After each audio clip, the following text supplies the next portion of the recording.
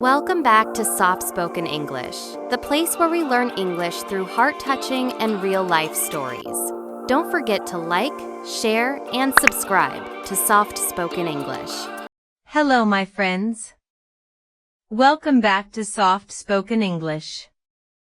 I'm Rashika, and today, I'm going to take you with me on my little adventure.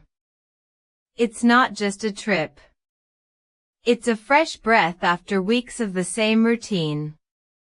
It's a gift to myself, to slow down, to look around, to feel alive again. So, sit back, relax, and walk with me through this new city, step by step. The reason for my journey. The past few weeks at work had been heavy. My days were full of screens, numbers, and phone calls. I woke up early, and still felt tired. Every evening, I came home and simply had no energy left for anything. One night, I looked out my window. It was raining softly. The streets were shining under the streetlights. And suddenly, I thought, I need to see something different. I need to go somewhere my eyes have never been. So, I picked up my phone, searched for train tickets, and booked one without thinking too much. A city I had never visited before. That was it. My plan was made. The morning of the trip. I woke up early, before my alarm. The morning light was soft and pale. I opened my window. The air was fresh and cool, brushing gently against my face. I made myself a cup of tea and sat quietly for a few minutes. It felt peaceful. Packing didn't take long. I took a few comfortable clothes, my camera, my diary, and a good book. I zipped my bag, took a last look at my room, and smiled. Let's go. At the station. The station was already awake when I arrived. People were walking quickly, dragging suitcases behind them. Some were holding coffee cups, others were looking at their phones. I love this atmosphere. The sound of train announcements. The soft echo of footsteps on the floor. The smell of fresh bread from a small kiosk nearby. I found my platform and waited. A cool breeze passed through, carrying the scent of coffee and something sweet. The train ride. When the train arrived, I found my seat by the window. I placed my bag beside me, took out my book, but didn't open it yet. The train began to move slowly, and then faster. Outside, fields passed by. Cows grazed lazily. Houses stood with clothes hanging on lines in the sun. Sometimes, I could see people working in their gardens. Children on bicycles waved at the train as it passed. I leaned my head against the glass, feeling the gentle vibration. The rhythm of the train was calming. Tack-tack, tack-tack, tack-tack. Arrival in the new city. After about 2 hours, the train slowed down. My heart started beating faster. I stepped off the train and the first thing I noticed was the energy. The station was big and busy. Announcements echoed through the air. People were rushing in every direction. The smell of fresh coffee from a nearby cafe mixed with the faint scent of train tracks. I stood still for a moment, just looking around. Then I whispered to myself, "This is it, Rashika. Your little adventure begins now." Walking to the hotel. I left the station and started walking toward my hotel. The street outside was alive. Cars passed. People laughed and chatted as they walked by. Birds sang from the trees above. I rolled my suitcase slowly, letting my eyes explore every little thing. I passed a flower shop, roses, lilies, and sunflowers in buckets outside. The air smelled sweet and fresh. Next, a bakery. The warm smell of bread and pastries floated out the door. I almost stepped inside, but decided to save it for later. On the corner, there was a small cafe with tables outside. A group of friends sat there, talking and laughing. The clink of coffee cups against saucers made me smile. Arriving at the hotel. After about 10 minutes, I reached my hotel. It was small but beautiful, a white building with flower pots at the entrance and a large glass door. Inside, the lobby was quiet. Soft light filled the room. A gentle scent of lavender hung in the air. The woman at the reception looked up and smiled. "Hello, welcome." "Hi," I replied, "I have a booking.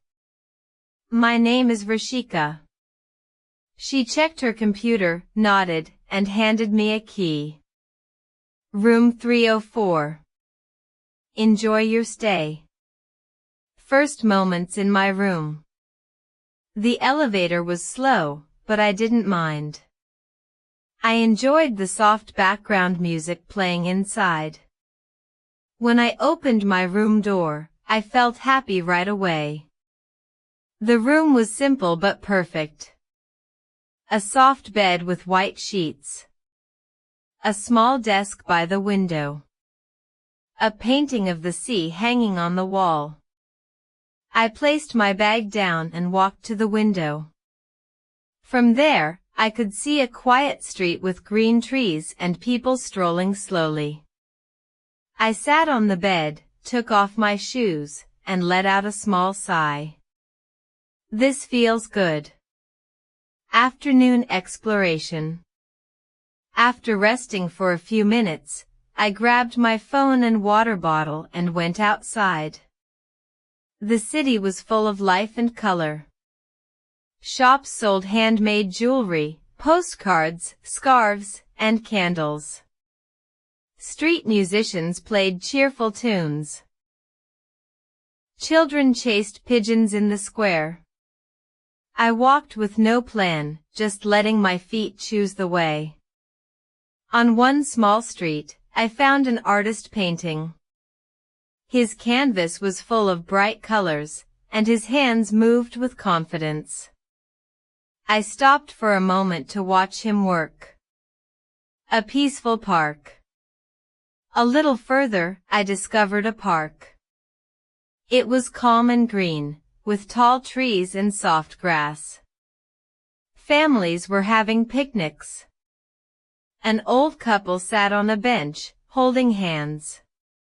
The air smelled of flowers. I sat on the bench for a while, feeling the sun on my face and the breeze in my hair. I closed my eyes for a moment, just listening to the birds. Evening lights. As the sun began to set, the city transformed. Street lights came on, casting a warm golden glow. Shops lit their windows. The air smelled of food from nearby restaurants. I found a small family-owned restaurant and stepped inside. The owner greeted me with a big smile and recommended a local dish. When my food arrived, I took my first bite and, wow! It was warm, rich, and full of flavor. Walking back at night. After dinner, I walked back to my hotel slowly. The streets were quiet now. The sound of my footsteps echoed softly. I passed by the bakery again. It was closed now, but the sweet smell still lingered in the air. When I reached my hotel, I went up to my room, opened the window, and looked out. The city was calm. I sat at the desk and wrote in my diary. Today was a good day. I saw new places. I heard new sounds. I felt alive again.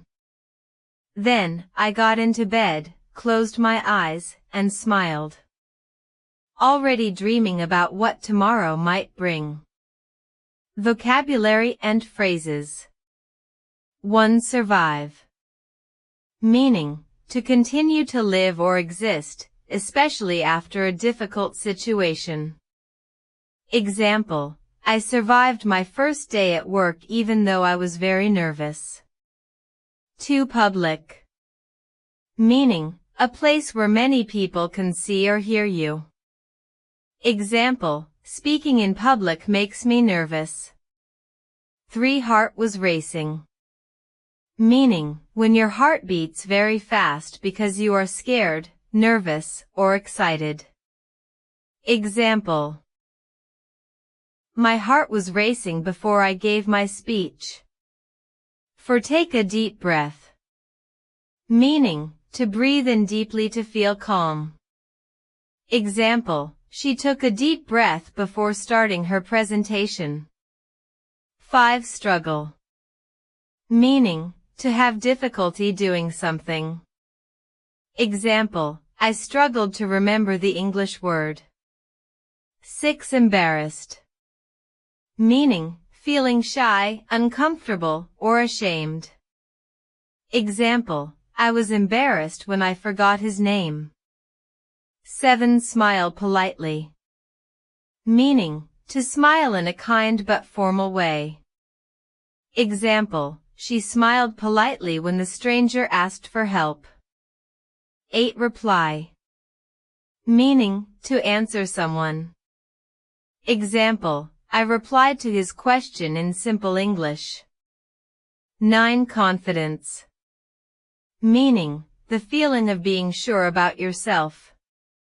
Example, speaking every day helps me build confidence. 10. Small talk.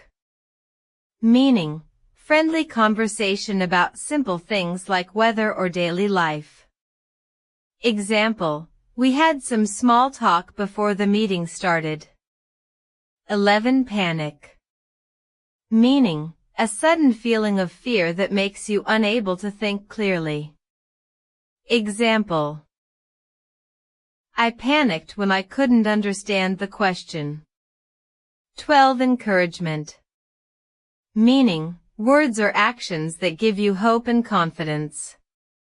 Example, my friend's encouragement made me feel better. 13. Break the ice. Meaning, to say something friendly to make people feel comfortable. Example, I told a joke to break the ice. 14. Eye contact. Meaning, looking directly into someone's eyes while talking. Example, good eye contact shows confidence. 15. Proud. Meaning, feeling happy about something you or someone else did. Example, I felt proud after speaking English in public. So, my friends, that was my first full day in a brand new city. It was full of little surprises, new experiences, and yes, a few awkward moments too. But that's the beauty of life and of learning English. Every moment is a chance to grow. Every conversation is a chance to practice. And every little mistake? It's just a stepping stone to becoming more confident. Now, it's your turn. Think about this. If you had just one day in a new city, what would you do? Who would you talk to? What phrases would you use? I want you to do 2 things today. 1. Shadow this episode. Play it again, listen carefully, and repeat after me, sentence by sentence. This will train your mouth, your brain, and your ear to work together. 2. Write your own mini story. Imagine you're in a new city. Write 5 to 6 sentences about your day. Use the vocabulary and phrases we practiced today. When you do this, you're not just listening to English. You're living it. Remember, you are not alone. I'm here with you every single day, helping you speak English softly, clearly, and confidently. Alright, take a deep breath. And get ready for day 2 tomorrow. Because we are just getting started. This is Rashika, from Soft Spoken English, saying, keep speaking, keep smiling, and keep shining. So please, don't wait for the perfect moment. The perfect moment is now, today. If you enjoyed this episode, please give it a big thumbs up. It tells me you're finding value here. And if you haven't already, subscribe to the channel so you never miss an episode. I also have a small challenge for you. From today's episode, choose 3 new words or phrases that you liked the most and write them in the comments. Not only will it help you remember them, but it will also inspire other learners who read your comment. And yes, I will personally read and reply to as many of your comments as I can. Alright, it's time to say goodbye for now. But we will meet again very soon, in the next episode. Until then, keep practicing, keep smiling, and speak your English softly, confidently, and proudly. Take care, my friends.